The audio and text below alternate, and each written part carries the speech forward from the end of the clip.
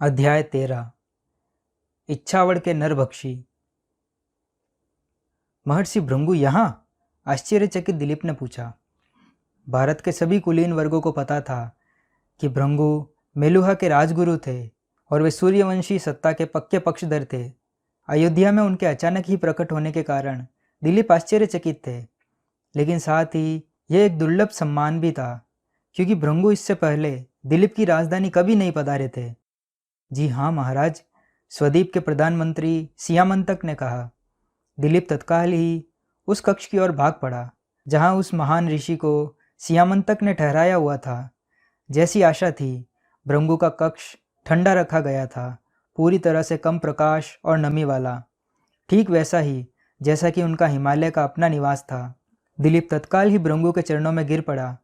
मुनिवर भृंगु, मेरे नगर में, मेरे महल में, यह तो मेरे लिए अत्यंत सम्मान की बात है। भृंगु धीमे से बोलते हुए मुस्कुराए। सम्मान मेरा है, हे महान सम्राट, आप भारत के प्रकाश हैं। दिलीप अब और भी अधिक आश्चर्यचकित हो गया। उसने अपनी भौहों को ऊपर उठाया। मैं आपकी क्या सेवा कर सकता हूँ गुरुजी? भृंगु ने दिलीप को गहरी दृष्टि से देखा। मुझे निजी रूप से कुछ भी नहीं चाहिए राजन। इस संसार में सब कुछ माया है, भ्रम है। जो असीम सत्य है वह इस बात का अनुभव करना कि हमें किसी भी वस्तु की आवश्यकता नहीं है, क्योंकि किसी भ्रम को अपने पास रखना कुछ भी ना रखने के समान ही है। दिलीप मुस्कुराया। उसे यह समझ में तो नहीं आया कि भृंगु ने क्या कहा, लेकिन उस प्रभावशाली ब्राह्मण से असहमति जताने से वह बहुत भयभीत था। आपका स्वास्थ्य कैसा है? भृंगु ने पूछा।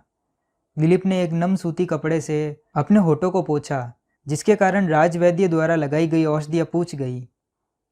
पिछली सुबह स्वदीप के सम्राट को खांसी में रक्त आया था। वैद्यों ने उसे बताया कि उसके पास अब कुछ ही महीने शेष थे। आपसे कुछ भी नहीं छुपा है मुनिवर। भृंगु ने सिर हिलाया पर कुछ कहा नहीं। दिलीप बहादुरी से मुस्कुराया।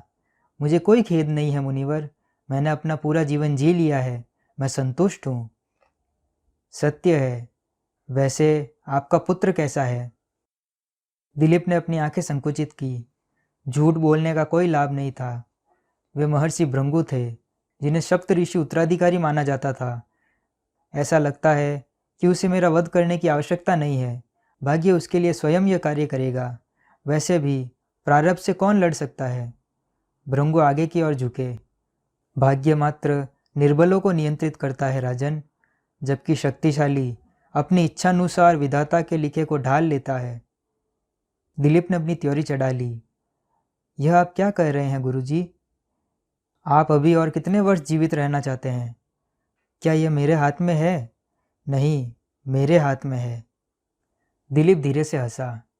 सोमरस का प्रभाव नहीं होगा मुनिवर। मैंने मेलुहा से बहुत अधिक मात्रा में इसकी तस्करी की थी। मैंने इस बात को बहुत कठिनता से जाना कि यह रोगों का उपचार नहीं कर सकता है। सोमरस सप्तऋषियों का सबसे महानतम आविष्कार था राजन, लेकिन वह एकमात्र नहीं था। आप कहना चाहते हैं कि? हाँ। दिलीप थोड़ा पीछे हटा। जल्दी जल्दी सांस भरते हुए वो बोला, और बदले में बस एक ऋण की तरह याद रखें। यदि आप मुझे आशीर्वाद देंगे गुरुजी, तो मैं सदैव के लिए आपका ऋणी रहूँगा। मेरा नहीं, भृंगु ने कहा, भारत का ऋणी बनकर रहें। और मैं आपको तब याद दिलाऊंगा जब उचित समय आएगा कि आप इस देश की सेवा कर सकें। दिलीप ने सहमति में सिर हिलाया। कुछ दिनों के बाद शिव, भागीरथ, पर्वतेश्वर, आनंदमयी, देवोदास, द्रपकु, पूर्वक, नंदी और वीरभद्र को लेकर एक जहाज पद्मा के ऊपर की दिशा की ओर चल पड़ा। उनके साथ 500 आदमी भी थे, जो उस दल के आधे थे जो काशी से उनके साथ चले थे। वे केवल सूर्यवंशी थे। शिव को उस भयानक दस्यु या उसके दल से निपटने के लिए अनुशासित योद्धाओं की आवश्यकता थी। उसे शंका थी कि बहुत अधिक मात्रा में सेना उस दस्यु दल को बाहर निकालने में एक बाधा सिद्ध हो सकती थी। 4 जहाज और 500 चंद्रवंशी सेना को भृंगरीदाई की आवाभगत में छोड़ दिया गया था। निसंदेह आयुर्वती भी उस जहाज पर थी। उसकी स्वास्थ्य संबंधी दक्षता की निश्चित ही आवश्यकता थी, क्योंकि देवदास ने विशेषकर एक भीषण रक्तपात वाले टकराव की चेतावनी दी हुई थी। कुछ दिनों की यात्रा के बाद जहाज भृंगा नदी के उस हिस्से में पहुंचा जहां से मधुमती निकलती थी। वे मधुमती की निचली धारा में चले गए। यह भृंगा राज्य का सबसे पश्चिमी किनारा था, जो बहुत ही कम जनसंख्या वाला प्रदेश था। नदी के दोनों तटों पर घने जंगलों के साथ भूमि कुछ अधिक ही निर्जन हो गई थी। किसी दस्यु के लिए एक आदर्श स्थान, शिव ने कहा। जी हाँ प्रभु, दबकू ने सहमति में सिर हिलाया। यह भूमि सभ्यता के इतनी निकट है कि छापा मारा जा सके, लेकिन फिर भी इतनी अभेद्य कि शीघ्रता से छुपा जा सके। मैं कल्पना कर सकता हूँ कि भृंगा वालों को इस व्यक्ति को बंदी बनाने में क्यों कठिनाई हो रही है। हमें वह जीवित चाहिए द्रपकू, हमें नागा औषधि का मार्ग चाहिए। मैं जानता हूँ प्रभु, सेनापति पर्वतेश्वर ने पहले से ही हम सबको निर्देश दे दिया है। शिव ने सहमति में सिर हिलाया। डॉल्फिनें जल में नृत्य कर रही थी। घने सुंदरी वृक्षों पर पक्षी चहक रहे थे। नदी के किनारे पर बड़ा सा एक शेर आलस में सुस्ता रहा था। वह बहुत ही सुंदर प्राकृतिक दृश्य था। प्रत्येक पशु गंगा और ब्रह्मपुत्र के उपहार का आनंद ले रहा था। यह बहुत ही सुंदर प्रदेश है प्रभु, द्रपकू ने कहा। शिव ने उत्तर नहीं दिया। वह तटों को गहरी दृष्टि से एकटक देख रहा था। प्रभु, द्रपकू ने कहा, आपने कुछ देखा? हमें कोई देख रहा है। मैं महसूस कर सकता हूँ, हमें कोई देख रहा है।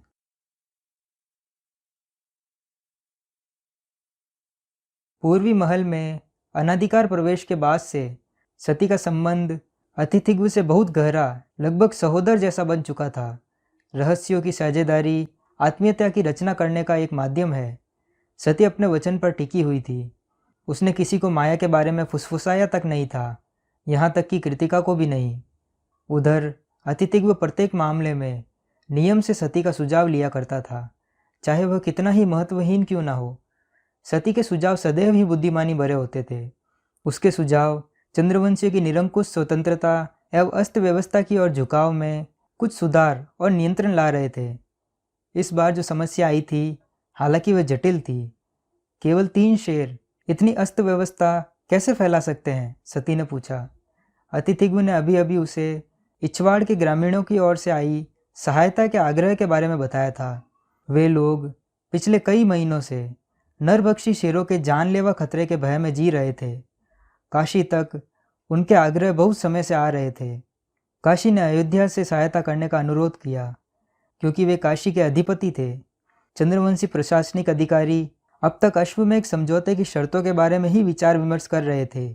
सबसे प्रमुख मुद्दा यह उभर कर आया था कि अयोध्या द्वारा सुरक्षा प्रदान करने में किसी प्रकार पशुओं के हमले सम्मिलित नहीं होते। इसमें कोई संदेह नहीं था कि काशी में कोई ऐसा उल्लेखनीय योद्धा नहीं जो उन कुछ शेरों के विरुद्ध भी उन्हें नेतृत्व प्रदान कर सके। हम क्या करें देवी? किंतु आपने तो काशी पुलिस का एक दल महीने भर पहले भेजा था, है ना? जी हाँ देवी, अतिथिगृह ने कहा। उन्होंने अपनी ओर से पूरी कोशिश की। ग्रामीणों द्वारा अपने ढोल नगाड़ों को बजा हो हल्ला कर उन्हें जाल में फंसाने की एक शानदार योजना भी बनाई, ताकि वे शेर एक अच्छी तरह से ढके हुए गड्ढे में गिर जाए जिसमें बड़े बड़े नुकीले भाले हों। लेकिन उन्हें तब आश्चर्य हुआ जब अधिकतर शेर बच गए और उन्होंने एक विद्यालय पर हमला कर दिया, जहां ग्रामीण बच्चे सुरक्षा की दृष्टि से एक साथ रखे गए थे। सती ने हैरान रह जाने वाली नज़रों से देखा। अतिथिगृह ने आंसुओं भरी आंखों से देखकर फुसफुसाते हुए कहा, 5 बच्चे मारे गए थे। श्री राम दया करे, सती फुसफुसाई। वे पशु बच्चों के शिकार को कहीं बाहर खींचकर भी नहीं ले गए। हो सकता है कि वे बदला लेना चाहते थे, क्योंकि एक शेर जाल में फंसकर मारा गया था। वे मानव नहीं है महाराज, सती ने झुंझलाते हुए कहा। वे ना तो क्रोध अनुभव करते हैं, ना बदले की आवश्यकता ही। पशु केवल 2 ही कारण से लोगों की जान लेते हैं, भूख या आत्म सुरक्षा। किंतु वे क्यों मारेंगे और उसके बाद मृत शरीरों को वहीं क्यों छोड़ देंगे?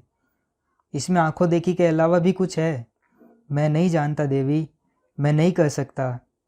आपके आदमी कहाँ हैं? वे अभी भी इच्छावड़ में ही है, लेकिन ग्रामीण उन्हें कोई अन्य जाल बुनने से रोक रहे हैं। वे कह रहे हैं कि जब शेरों को फांसने की कोशिश की जाती है तो उनके जीवन और भी अधिक खतरे में पड़ जाते हैं।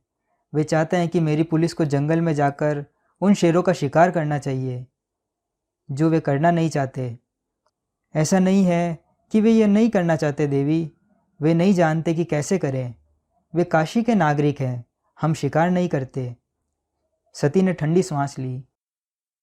लेकिन वे लड़ाई करने के लिए तैयार हैं, अतिथिग्व ने कहा। मैं जाऊंगी, सती ने कहा। निसंदेह नहीं देवी, अतिथिग्व ने कहा। मैं आपसे यह नहीं चाहता, मैं केवल इतना चाहता था कि आप सम्राट दिलीप को एक संदेश भेज दें। वे आपके संदेश को ठुकरा नहीं सकते। उसमें समय लगेगा महाराज। मैं जानती हूँ कि स्वद्वीप वासियों की नौकरशाही कैसे काम करती है और आपके लोग मरते रहेंगे। मैं जाऊंगी। काशी पुलिस की 2 पलटन मेरे साथ यात्रा करने के लिए नियुक्त कर दें। 60 सैनिक, 40 मेरे साथ जाएंगे और 20 पहले से ही इच्छावड़ में हैं। इनसे काम हो जाना चाहिए। अतिथिग्व नहीं चाहते थे कि सती जंगल में कोई जोखिम उठाए। वह सती को एक बहन सा प्रेम करने लगा था। देवी, मैं आपको कुछ होते नहीं देख सकता। मुझे कुछ नहीं होगा। सती ने बीच में ही बात काट दी। आप काशी की 2 पलटन नियुक्त कर दें। दोनों शेरों के लिए 60 आदमी पर्याप्त होने चाहिए। मैं चाहती हूँ कि संयुक्त पलटन का वही व्यक्ति नेतृत्व करे जिसने भृंगा वालों की रक्षा करने में सेनापति पर्वतेश्वर की सहायता की थी। उसका नाम कावस था, है ना? अतिथिग्व ने सहमति में सिर हिलाया। देवी, ऐसा बिल्कुल भी न सोचें कि मुझे आपकी योग्यता को लेकर कोई संशय है, लेकिन आप मेरी बहन समान हैं। मैं आपको ऐसा संकट मोल लेने की अनुमति नहीं दे सकता। मैं नहीं समझता कि आपको जाना चाहिए, और मैं सोचती हूँ कि मुझे अवश्य जाना चाहिए। निर्दोष लोग मारे जा रहे हैं। श्री राम मुझे यहाँ रहने की अनुमति नहीं देंगे। या तो मैं काशी अकेले जाऊँ या फिर 40 सैनिकों के साथ। आप किस विकल्प को चुनना पसंद करेंगे?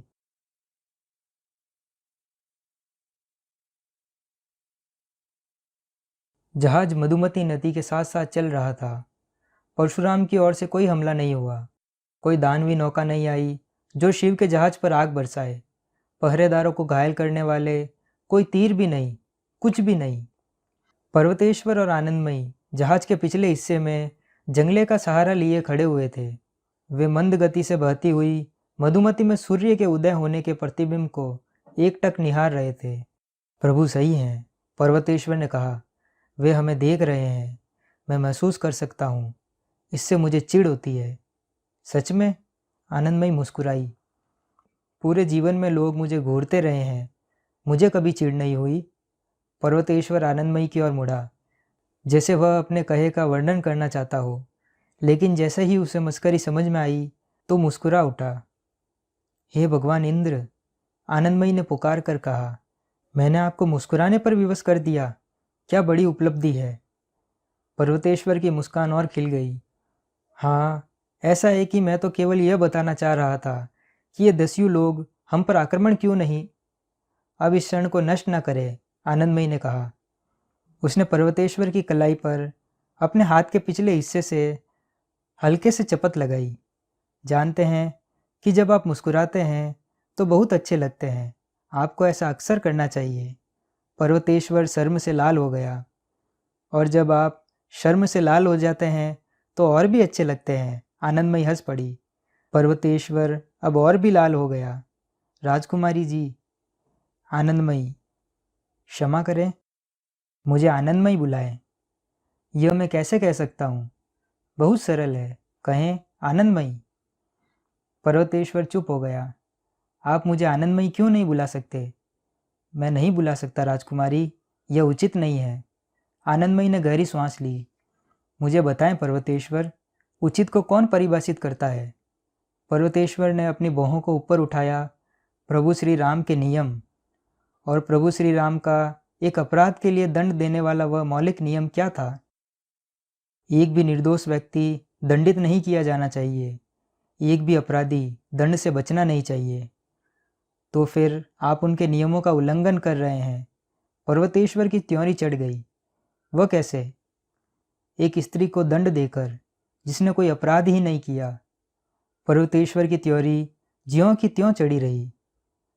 कई कुलीन लोगों ने 250 साल पहले प्रभु श्री राम के नियमों को तोड़कर एक अपराध किया था।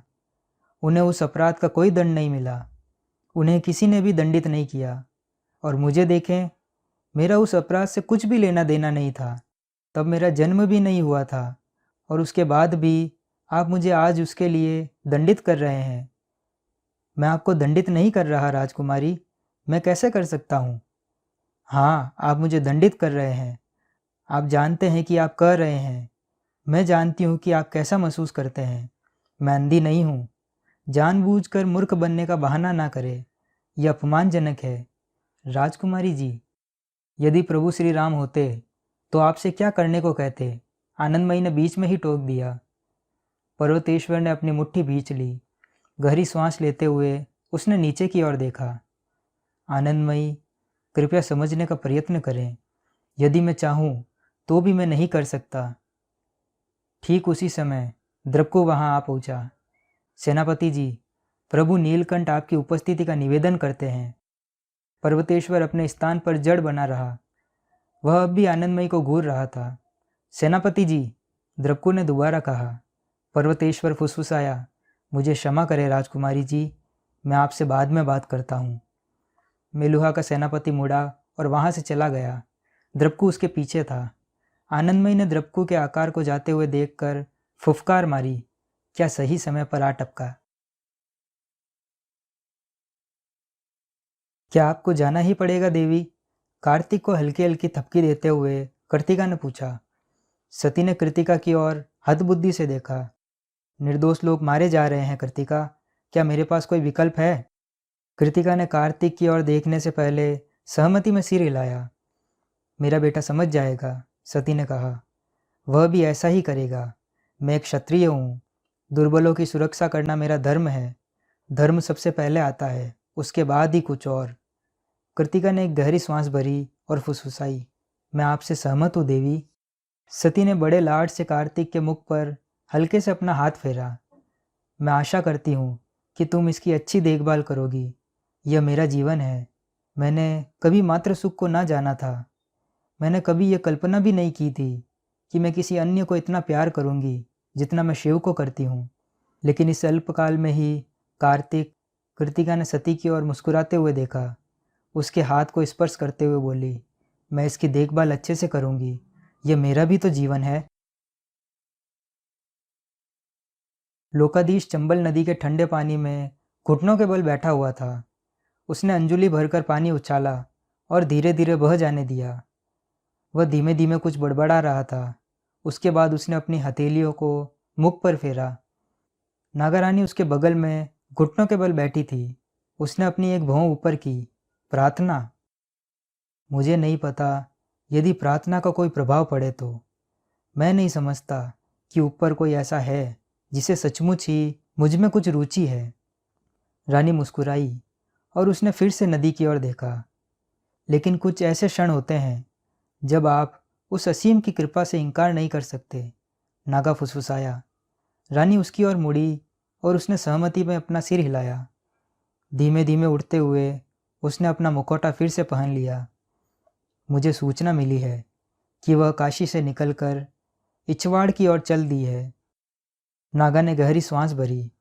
वह धीमे से उठा और अपना मुखौटा लगा लिया। वह केवल 40 सैनिकों के साथ जा रही है। नागा की सांस तेजी से चलने लगी। कुछ दूरी पर 100 भृंगा सैनिकों के साथ विश्वधुम्न बैठा हुआ था। यह वह क्षण हो सकता है। 2 लाख लोगों की जनसंख्या वाले नगर में उसे बंदी बनाना लगभग असंभव ही था। इछवाड़ की दूरी ने उनके अवसर को नाटकीय ढंग से बढ़ा दिया था और अंततः पहली बार उन्हें संख्या का लाभ भी था। उस नागा ने धीमे धीमे अपनी सांसों को सामान्य कर लिया। अपनी आवाज़ को शांत करने के प्रयास में वह फुसफुसाया, यह तो एक अच्छी खबर है। रानी मुस्कुराई और उसने नागा के कंधे पर हल्की थपकी दी। घबराओ नहीं मेरे बच्चे, तुम अकेले नहीं हो। मैं तुम्हारे साथ हूँ, हर कदम पर। नागा ने सहमति में सिर हिलाया। उसकी आंखें संकुचित थी। वह दूसरे प्रहर का प्रारंभ था जब सती कावस के साथ अपनी पलटन का नेतृत्व करते हुए इच्छावड़ गांव के अंदर प्रविष्ट हुई। गांव से दूर एक विशालकाय चीता को देख वह हैरान रह गई। उसने तेज गति से अपना अश्व दौड़ाया। उसके सैनिक उसके पीछे दौड़ पड़े। एक आदमी उसकी ओर भागता हुआ आया। उसकी सांस फूल रही थी, चेहरे पर भय था और वह हाथ हिला रहा था। कृपया यहाँ से चले जाएं, कृपया यहाँ से चले जाएं। सती ने उसे अनसुना कर दिया और उस विशाल चिता की ओर बढ़ती चली गई। आप मुझे अनदेखा नहीं कर सकते, मैं इच्छावड़ का प्रधान हूँ। सती ने ग्रामीणों के चेहरे देख लिए थे। हर व्यक्ति के चेहरे पर भय की गहरी लकीरें स्पष्ट दिखाई दे रही थी। जब से आप लोग यहाँ आए हैं, परिस्थितियाँ और भी अधिक बिगड़ गई हैं, वह प्रधान चिल्लाया। सती ने उस ब्राह्मण को देखा जिसने मरने वालों की आत्मा की शांति के लिए अभी अभी पूजा समाप्त की थी। वही एकमात्र व्यक्ति था जो नियंत्रण में प्रतीत हो रहा था। वह उसके पास पहुंची। काशी के सैनिक कहाँ हैं? ब्राह्मण ने उस विशाल चिता की ओर संकेत करते हुए कहा। वहाँ है। 20 के 20 सभी? सती ने हैरानी से पूछा। उस ब्राह्मण ने सहमति में सिर हिलाया। कल रात शेरों ने उन्हें मार दिया। हमारे इन गांव वालों की तरह ही आपके सैनिकों को भी कुछ पता नहीं था कि वे क्या कर रहे हैं। सती ने चिता के आसपास देखा। वह गांव से थोड़ी दूर पर एक खुला क्षेत्र था जो सीधा जंगल से लगा हुआ था। बाईं ओर थोड़ी दूरी पर कुछ कंबल और जली हुई लकड़ियां पड़ी हुई थी जो निश्चित रूप से शिविर के अवशेष थे। उस स्थान पर हर और रक्त ही रक्त बिखरा पड़ा था। वे यहाँ सोए थे? सती ने दहशत से पूछा। ब्राह्मण ने सहमति में सिर हिलाया। नरभक्षी शेरों के होते यह तो आत्मघाती क्षेत्र है। प्रभु श्री राम के नाम पर रात में वे यहाँ क्यों सो रहे थे? ब्राह्मण ने ग्राम प्रधान की ओर देखा। यह उनका निर्णय था, ग्राम प्रधान ने सुरक्षात्मक लहजे में कहा। झूठ न बोले, ब्राह्मण ने कहा। यह उनका निर्णय नहीं था। मुझे झूठा कहने की हिम्मत मत करना सूर्याक्ष, ग्राम प्रधान ने कहा। मैंने बस उनसे इतना ही कहा था कि किसी भी घर में उनकी उपस्थिति शेरों को आकर्षित करती और जिसके कारण लोग मारे जाते। किसी घर में न रुकने का निर्णय उनका था। क्या वास्तव में आप ऐसा सोचते हैं कि शेरों की रुचि केवल सैनिकों में है? सूर्याक्ष ने पूछा। आप बिल्कुल गलत हैं। सती ने सुनना छोड़ दिया था। वह उस पूरे क्षेत्र का सर्वेक्षण कर रही थी जहां काशी के सैनिक मारे गए थे। अत्यधिक मात्रा में रक्त एवं रक्तपिंडों के बाद भी वह स्पष्ट रूप से शेर और संभवतया कुछ शेरनियों के मार्ग को देख पा रही थी। कम से कम 7 अलग अलग निशान दिख रहे थे। उनके पास जो सूचना थी वह निश्चित रूप से गलत थी। वह पीछे मुड़ी और गरजी। कितने शेर हैं यहाँ? 2, ग्राम प्रधान ने कहा। हमने 2 से अधिक कभी नहीं देखे। तीसरा शेर जाल में फंसकर मर चुका है। सती ने उसे अनदेखा कर दिया और सूर्याक्ष की ओर देखा।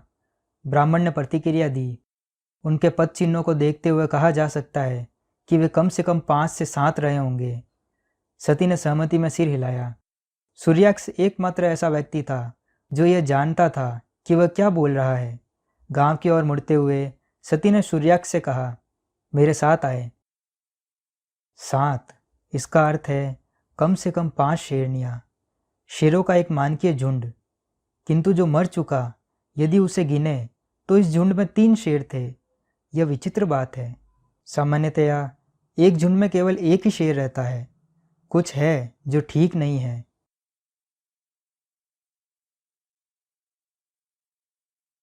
जितना हमें बताया गया वह उससे भी अधिक चालाक है, शिव ने कहा। गत सप्ताहों से अब तक हमने जो भी चालें चली वे असफल रही।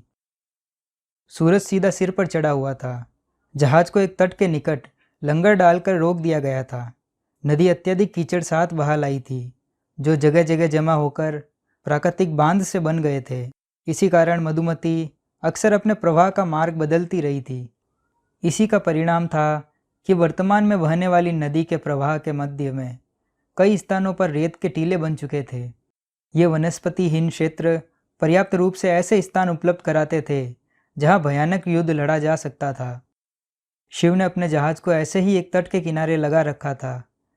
वह यह मानकर एक वृक्ष पर तीर चला रहा था कि इससे उत्तेजित होकर परशुराम खुले में आ जाएगा, लेकिन योजना अब तक सफल नहीं हो पाई थी।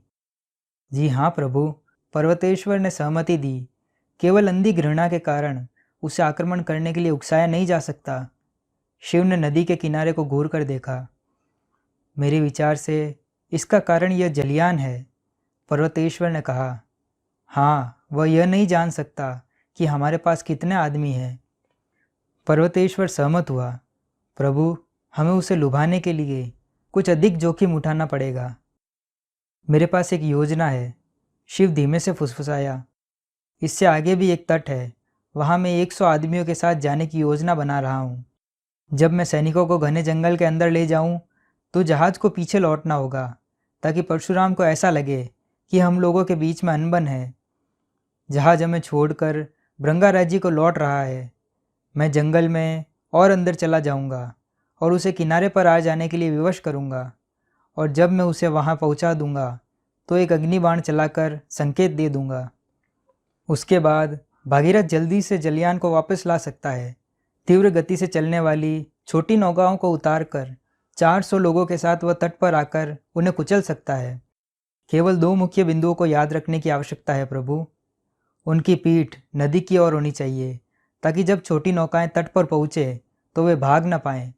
और निसंदेह जहाज़ को केवल पालों पर निर्भर नहीं रहना चाहिए, बल्कि पतवारों पर भी। यहाँ पर गति का ही महत्व है। शिव मुस्कुराया। बिल्कुल सही। एक और बात, हम तट पर नहीं होंगे, केवल मैं होऊंगा। मुझे जहाज़ पर आपकी आवश्यकता है। प्रभु, पर्वतेश्वर चीख उठा, मैं आपको ये संकट मोल नहीं लेने दूंगा। पर्वतेश्वर, मैं उस कमीने को उकसा लूँगा, लेकिन मैं चाहता हूँ आप पीछे से मेरी सहायता करें। यदि छोटी नौकाएं तेजी से नहीं आई तो हम सबका संहार निश्चित है। हम लोग उसे बंदी बनाने का प्रयत्न कर रहे होंगे, ना कि उसे जान से मारने का, लेकिन वह हम पर ऐसा संयम नहीं बरतेगा। लेकिन प्रभु, पर्वतेश्वर ने कहा, मैंने निर्णय ले लिया है पर्वतेश्वर। मुझे आपकी आवश्यकता जलियान पर है। मैं मात्र आप पर विश्वास कर सकता हूँ। कल निकलना होगा। हम अपना शिविर यहाँ लगाएंगे। सती ने विद्यालय के उस भवन की ओर संकेत करते हुए कहा, जहाँ कोई नहीं रहता था। उसमें दरवाजे नहीं थे और शेरों से कोई सुरक्षा नहीं थी, लेकिन सुरक्षात्मक ऊंचाई पर एक छत बनी हुई थी, जिस पर सीढ़ियाँ जाती थी। तीसरा प्रहर आधा बीत चुका था। रात का अंधेरा बस छाने ही वाला था। शेर अक्सर रात को ही हमला करते थे। सभी ग्रामीण अपने अपने घरों के अंदर थे। पिछली रात हुई काशी के सैनिकों के नरसंहार ने सबको हिला दिया था। उन्होंने सोचा कि संभवतया उनका ग्राम प्रधान सही था। काशी के सैनिकों की उपस्थिति ही अपशगुन थी। ग्राम प्रधान सती के पीछे पीछे चल रहा था और उसके पीछे सूर्याक्ष था। आपको यहाँ से चले जाना चाहिए। बाहर के लोगों का यहाँ रहना प्रेत आत्मा को गुस्सा दिला रहा है। सती ने उसे अनसुना कर दिया और कावस की ओर मुड़ी। अपने लोगों को छत पर ले जाओ, अश्वों को भी छत पर चढ़ा लो। कावस ने सहमति में सिर हिलाया और तेजी से आदेश का पालन करने चला गया। ग्राम प्रधान बोलता जा रहा था, देखें, वे लोग अब तक केवल पशुओं को मार रहे थे, अब वे मनुष्यों को भी मारने लगे हैं। केवल आपके सैनिकों के कारण। आप यहाँ से चले जाएं और प्रेत आत्माएं शांत हो जाएगी। सती ग्राम प्रधान की ओर मुड़ी। उन्होंने मानव रक्त का स्वाद चख लिया है। अब इससे बचना संभव नहीं। या तो तुम इस गांव को त्याग दो, या फिर हमें यहाँ तब तक रहना पड़ेगा जब तक कि सभी शेर मारे नहीं जाते। मेरा सुझाव है कि तुम सारे ग्रामवासियों को एकत्र करो और कल गांव छोड़ने की तैयारी करो। हम अपनी मातृभूमि का त्याग नहीं कर सकते। मैं तुम्हें अपने गांव वालों की मृत्यु का कारण बनने की अनुमति नहीं दे सकती। मैं कल रवाना होंगी और तुम्हारे लोगों को भी अपने साथ लेकर जाऊंगी। तुम चाहो जो कर लो। मेरे लोग इच्छावड़ का त्याग नहीं कर सकते, कभी नहीं। सूर्याक्ष बोल पड़ा, यदि ग्रामवासियों ने मेरी बात सुनी होती तो हम लोग बहुत पहले ही यहाँ से चले गए होते और यह संताप कभी नहीं हुआ होता। यदि आप में अपने पिता की तुलना में आधा पंडित वो होता, ग्राम प्रधान ने गुस्से में कहा, तो आप प्रेत आत्माओं को शांत करने और शेरों को भगाने के लिए पूजा कर चुके होते। पूजा प्रार्थना उन्हें नहीं भगा सकता है मूर्ख प्रधान। क्या आपको इसकी गंध नहीं आती? उन शेरों ने इस जगह को चिन्हित कर दिया है। वे सोचते हैं कि हमारा गांव उनका क्षेत्र है। अब हमारे पास 2 विकल्प हैं, लड़ें या मरें। स्पष्ट है कि हम लड़ना नहीं चाहते, हमें भागना ही पड़ेगा। बहुत हो गया, झुंझलाते हुए सती ने कहा। इसमें आश्चर्य की बात नहीं है कि शेरों ने आप लोगों को निशाना बनाया है। अपने अपने घर जाएं, हम लोग कल मिलेंगे। सती उस विद्यालय के भवन में ऊपर जाने वाली सीढ़ियों की ओर चल पड़ी। बीच रास्ते में जलावन लकड़ियों का ढेर देख उसे प्रसन्नता हुई। वह ढेर के ऊपर से उछलकर निकल गई और ऊपर चढ़ती रही। जैसे ही वह छत पर पहुंची तो उसने अत्यधिक मात्रा में जलावन लकड़ियों को रखा देखा। वह कावस की ओर मुड़ी। रात भर के लिए पर्याप्त है? जी हाँ देवी। सती ने एक बार जंगल को ध्यान से देखा और धीमे स्वर में बोली, जैसे ही सूर्य डूबे सीढ़ियों पर रखी लकड़ियों में आग लगा दो। उसने दूर सामने की ओर देखा। वहीं एक बकरा बंधा हुआ था जहां काशी के सैनिकों को शेरों ने मारा था। उस ऊंचाई से वह स्थान स्पष्ट दिख रहा था जिससे तीर चलाया जा सकता था। उसने अनुमान लगा लिया था कि वह कम से कम कुछ शेरों के ऊपर तीर चला सकती थी। इस आशा में कि चारा काम करेगा, सती छत पर बैठ गई और प्रतीक्षा करने लगी। धन्यवाद।